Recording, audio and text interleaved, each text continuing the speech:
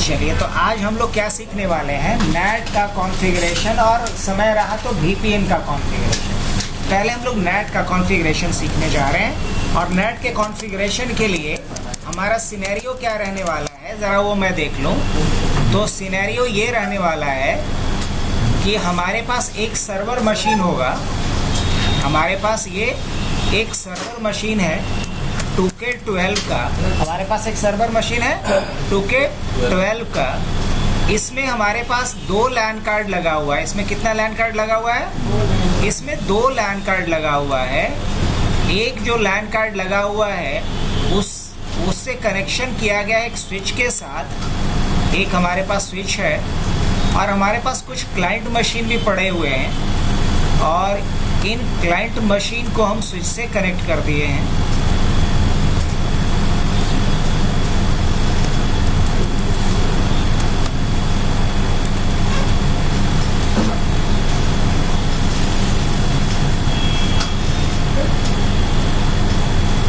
ये मान के चलिए कि हमारे पास 2 क्लाइंट मशीन है और 2 कनेक्शन है भी रियल में भी हम लोग के पास, हाँ कि ना?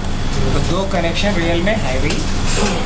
अब इसका भी कनेक्शन किससे कर दिया गया है? स्विच से। अब लेकिन साथ ही साथ ये कनेक्टेड किससे है? साथ ही साथ ये कनेक्टेड है इंटरनेट से भी। किससे?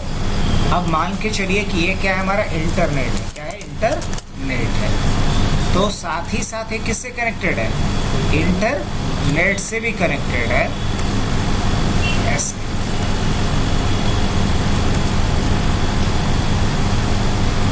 तो एक इंटरफेस इसका इंटरनेट से कनेक्टेड है, एक इंटरफेस इसका स्विच से कनेक्टेड है। अब मुझे इस पे क्या करना है? नेट कॉन्फ़िगर करना है। नेट क्यों कॉन्फ़िगर करना चाह रहा हूँ? इसे हम नेट सर्वर बनाना चाह रहे हैं। नेट सर्वर बनाने के पीछे हमारा इंटेंशन ये है कि ये जो हमारे क्लाइंट मशीन है इस पे आईपी है 192.168.1. मान लीजिए क्या रखा गया है? क्या रखे आप जी? 3 रखे हो? अच्छा, 3 रखे हो। और लेकिन इसका आईपी ये रहेगा, लेकिन इसका गेटवे क्या रखेंगे आप? गेटवे रखेंगे 192.168.1.1 रखेंगे आप प्रेफर्ड।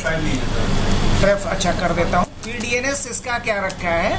192.168.1.1 रखा है PDNS और इसका IP 1.5 लिया गया। यही ना कहना चाहते हैं? ठीक है, कोई बात नहीं। और ये तो आपने इस मशीन के लिए डिसाइड कर लिया कि इसका क्या IP होगा, क्या गेटवे होगा, क्या प्रेफर्ड DNS होगा। अब हम दूसरे मशीन पे आ जाते हैं और इस मशीन के लिए IP आपने क्या रख लिया? 192.168.1. क्या रखा है सर? 10 रखा है। और इसके लिए गेटवे क्या रखा है आपने? 192.168.1.1 रखा है। और PDNS क्या रखा है इसका? PDNS 192.168.1.1 रखा है।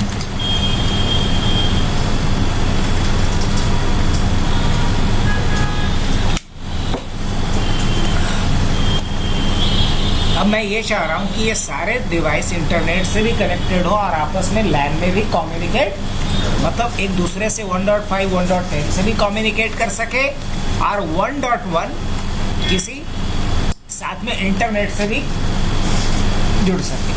कैसा हो सकता है? हो सकता है। और इसके लिए हमें यहाँ कॉन्फ़िगर क्या करना होगा? Net server. क्या कॉन्फ़िगर करना होगा? Net server. अब नेट सर्वर कैसे हम कॉन्फ़िगर करेंगे, ज़रा देख लिया जाए। सिनेरियो समझ में आ गया? एग्जैक्टली इसी सिनेरियो को अभी हम लोग क्या करने जा रहे हैं? इम्प्लीमेंट करने जा रहे हैं।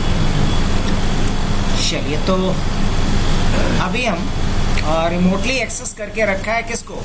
अपने सर्वर मशीन को। और ये हमारा रहा सर्वर मशीन। आप अगर चेक करना चाहो तो पहला कमांड डाल लो winver। इससे पता चल जाए कि सर्वर का वर्जन कौन सा है। तो सर्वर का वर्जन कौन सा है? सर्वर 2012 R2 एडिशन है इसका। चलो, अब मुझे ये चेक करना है कि ये जो सर्वर है हमारा 2K12, इस पे कौन कौन सा सर्विसेज कॉन्फ़िगर्ड है पहले से। तो देखने के लिए आप आ जाएंगे कहाँ पे? सर्वर मैनेजर में आ जाएंगे। सर्वर मैनेजर आपको एक डैशबोर्ड देता है और इस सिंगल डैशबोर्ड में आपको सब कुछ दिखेगा कि इस पे कौन कौन से सर्वर रोल्स पहले से डिप्लॉयड हैं। तो इसमें देखा जा सकता है ADDS है जो सेंट्रलाइज्ड डेटाबेस के लिए होता है, DHCP है जो IP डिस्ट्रीब्यूशन के लिए होता है, DNS है जो नेम रेजोल्यूशन के लिए होता है और IIS जो वेब होस्टिंग के लिए होता है। सब कुछ हमने देख लिया।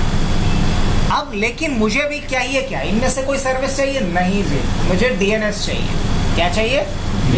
तो मुझे अगर कोई नया रोल चाहिए तो इसके लिए कहाँ जाएंगे? डैशबोर्ड पे। और उसके बाद कहाँ जाएंगे? हाँ, एक चीज़ और, IP दिखा दूँ। अगर IP दिखाना हो मुझे कि सर्वर का IP क्या है, तो आप यहाँ से देख सकते हो ncpa.cpl करके। और अब इसका IP, ये हमारा LAN इंटरफेस है तो इसका नाम LAN रख दें, और ये इंटरनेट से जुड़ा हुआ है तो इसका नाम WAN रख दें। अगर देखना हो तो आप यहाँ से देख सकते हो, ये WAN है 10 सीरीज का IP है, इस पे लिया हुआ है, DHCP से लिया है। हाँ जी, और इस पे आकर के देखना है तो देख लो, इस पे क्या है? 1.1 है, तो 1.1 को मैंने क्या माना है? LAN। हाँ, वो मिला हुआ है। बढ़ा जाएगा। अब हम क्या करेंगे? ऐड रोल्स पे आएंगे। सबसे पहले एक रोल मुझे इंस्टॉल करना होगा जिसको बोलते हैं राउटिंग एंड रिमोट एक्सेस। इसके लिए नेक्स्ट करेंगे, नेक्स्ट करेंगे, और इसमें एक ऑप्शन आता है रिमोट एक्सेस का। क्या ऑप्शन आता है? इसको आपको चेक करना है।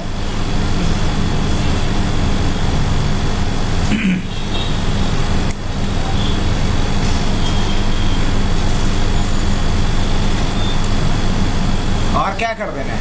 नेक्स्ट कर देना है, नेक्स्ट कर देना है, नेक्स्ट कर देना है। पढ़ भी सकते हो डिटेल, VPN वगैरह डिप्लॉय भी इसी के थ्रू होता है।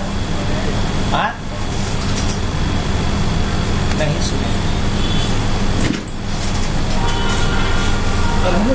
चले जाए थोड़ा तो ये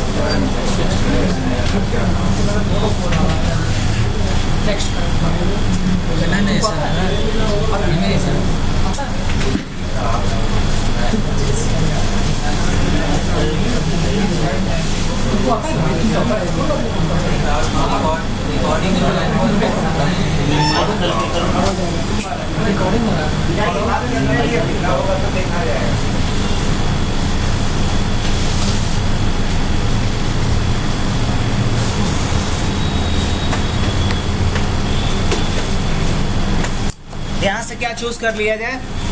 राउटिंग को चूज कर लेंगे। क्या चूज करेंगे? राउटिंग को चूज कर लेंगे। और फिर क्या कर लेना होगा? नेक्स्ट। और इसको क्या कर देना है? चेक। और उसके बाद क्या कर देना है? इंस्टॉल। तो स्टेप याद हुआ? सबसे पहला काम क्या करना है? रिमोट एक्सेस को चेक करना है और राउटिंग एंड रिमोट एक्सेस नाम के सर्विस को क्या करना है? इंस्टॉल करना है। इसी सर्विस के द्वारा 3 काम कर सकते हो आप। पहला नेट का, दूसरा VPN का, तीसरा राउटिंग का। अगर कभी बोल दे कोई कि बिना राउटर यूज किए हुए क्या 2 नेटवर्क के बीच हम कनेक्शन कर सकते हैं कि नहीं, तो बोलेंगे कि कर सकते हैं सर्वर का इस्तेमाल करके। और सर्वर पे कौन सा सर्विस करना पड़ेगा? वही राउटिंग एंड रिमोट एक्सेस जो अभी करने जा रहे हैं। तो 3 काम इस सर्विस के थ्रू किया जा सकता है। क्या क्या? नेट, VPN और राउटिंग। सर्वर का नीड हाँ, सर्वर का नीड हाँ, एक सर्वर का नीड पड़ेगा इसके लिए। ये बॉटल आप लोग में से किसी का है? मेरा ही है। हाँ? यहाँ पे रखा हुआ परसों। अच्छा। यहाँ पे रखा नहीं, लगता है मेरा ही।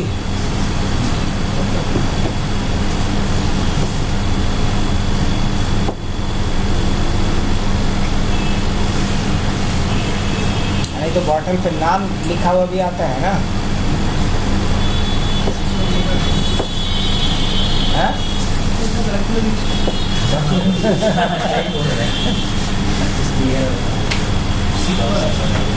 हम लोग को तो कोई बोतल मिल गया तो पी लेंगे, अब बोतल नहीं हो मिला तो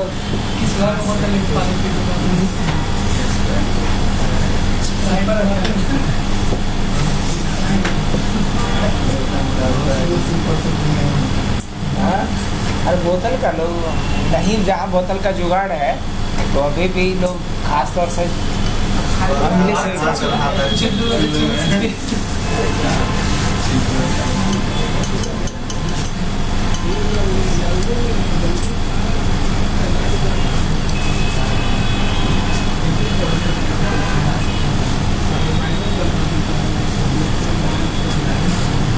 तिवारी जी का तबीयत ज़्यादा खराब हो गया है क्या? हो निखिल?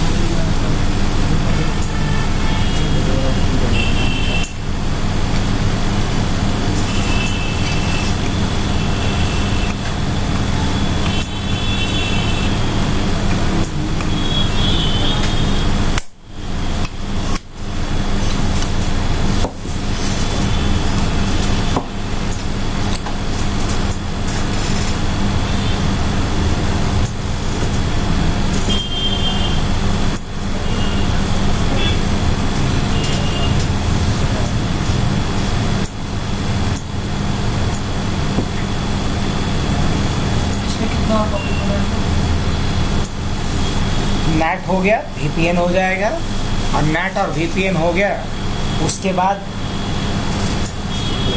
फायरवॉल क्या,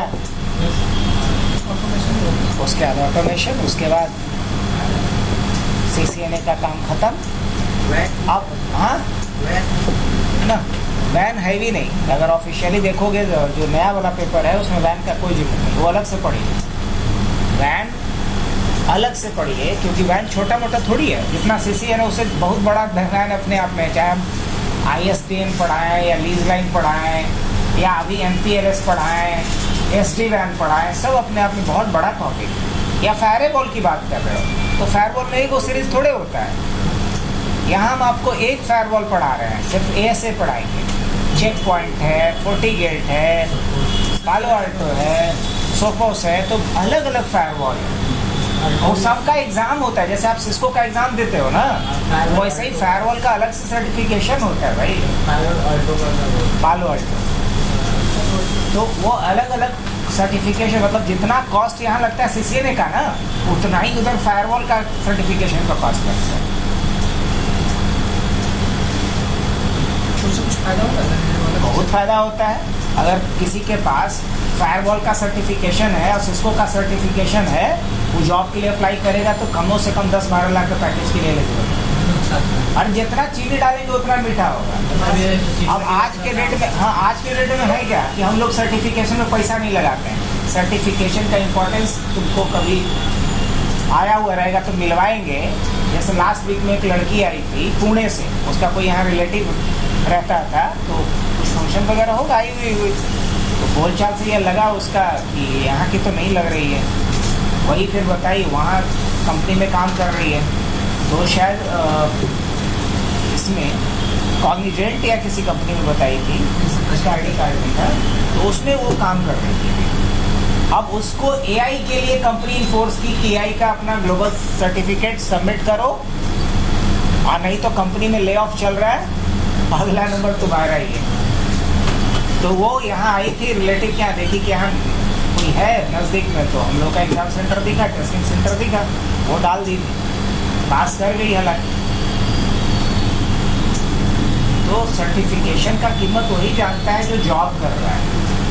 फ्रेशर आप लोग को उसका वैल्यू नहीं समझ में आएगा। अब जैसे कि मान लो कि कोई अभी हाँ, जैसे कि मान लो कि कोई प्रोजेक्ट अभी इंचार्ज है और वो प्रोजेक्ट मैनेजर बनना चाह रहा है या बड़ी कंपनी में प्रोजेक्ट मैनेजर के लिए अप्लाई करना चाह रहा है, तो उसके पास PMP का सर्टिफिकेशन चाहिए, जिसके लिए कॉस्ट लगभग पड़ जाता है तुम्हारा 60-65 हज़ार रुपये। वही उसके बाद अगर चाहिए थोड़ा और हायर लेवल का जॉब, तो उसके लिए Prince 1, Prince 2, Prince 3 का सर्टिफिकेशन होता है मैनेजर लेवल के जॉब्स के लिए। तो जो लोग उस लेवल पे गया हुआ रहता है वो पैसा फेंक करके इवन बोलता है भाई एक एक एग्जाम के लिए सर 20,000 ले लो, 25,000 रुपया ले लो, लेकिन मेरा एग्जाम क्लियर करवा दो। लेकिन चूंकि आप लोगों का भी नहीं है, जैसे लास्ट टाइम इमरान था अपना उषा नेट में काम करता था, तो लोग गूगल सर्च करके देखना उषा नेट, एक ISP का काम करती है बिहार की एक कंपनी। तो उषा नेट में वो काम करता था, बीटेक करके आया था एज अ फ्रेशर और शुरू किया था, तो उसको 3.2 के समथिंग देता था। सिस्को जैसे ही जमा किया तो वही कंपनी उसको प्रमोट करके 4 LPA करती है, उषा नेट वाला है। उषा नेट को फिर जैसे ही वो छोड़ा, TCS में जाने से पहले वो CCNP का एग्ज़ाम दिया और TCS को अप्लाई भी करके रखा था। जैसे ही CCNP का वहाँ पे सिस्को ID डाला, उसका सिलेक्शन हुआ TCS में। तो कहने का मतलब कि सर्टिफिकेशन के बाद हमारा वेटेज बढ़ जाता है और कंपनी को फिल्टर करने में आसानी होगी। अब कोई बंदा अगर मान लो CCI सर्टिफाइड है और वो अपना रिज्यूमे अगर डाला है और हाई जॉब प्रोफाइल के लिए, तो पहले तो उसी को ना शॉर्ट लिस्ट करेगी कंपनी, क्योंकि CCI का ऐसे ही तो एग्ज़ाम नहीं निकाल लिया होगा। अब जैसे हम लोग कैसे बोलते हैं, मान लो केजरीवाल बहुत भ्रष्ट है, बहुत झूठा आदमी, लेकिन लोग पहले क्या बोलते हैं, अरे पढ़ा लिखा होगा तब ना IRS का एग्ज़ाम निकाला था। लोग जनरली पैमाना क्या तय करता है, कोई एकदम बकलोला है, मान लो केकरो बदले आओ पढ़ के, लेकिन सरकारी नौकरी उसको हो गया, तो लोग क्या समझेगा, पढ़ा लिखा था तब ना हुआ। ये पैरामीटर चलता है अपना। चलो ये तो हो गया, इसको क्या कर दिया जाए, क्लोज कर दें। अब आगे क्या करना है, फ्लैग पे नहीं जाएंगे इस बार हमको NAT कॉन्फ़िगर करना है। इंस्टॉल हो गया है। कॉन्फ़िगर करने के लिए आपको लिखना पड़ेगा rrasmgmt.msc। क्या लिखना है, हमने रन पे क्या लिखा है एक बार दिखा देता हूँ, rrasmgmt.msc।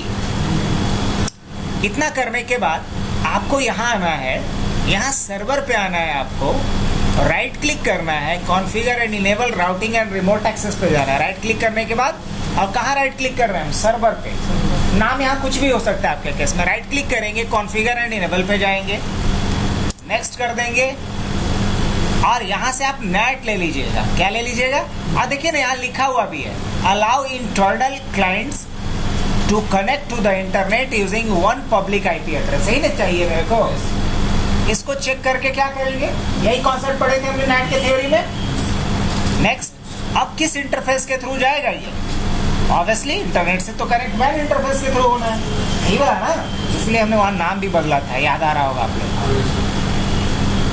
अब ये कह रहा है select the interface for the network that will have access to the internet. तो हम लैन वाले के थ्रू जाएंगे भाई, और क्या करेंगे यहाँ से, यही ना।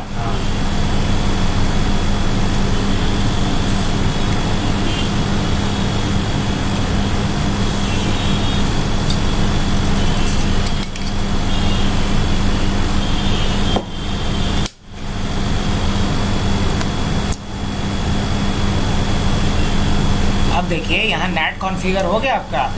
चलिए चेक कीजिए, IP मिलना शुरू हो गया होगा, ये इंटरनेट मिलना शुरू हो गया होगा, चेक कीजिए। तब तक हम यहाँ पे इस वीडियो को क्या कर देते हैं, थोड़ा लंबा ना खींचे इसके लिए,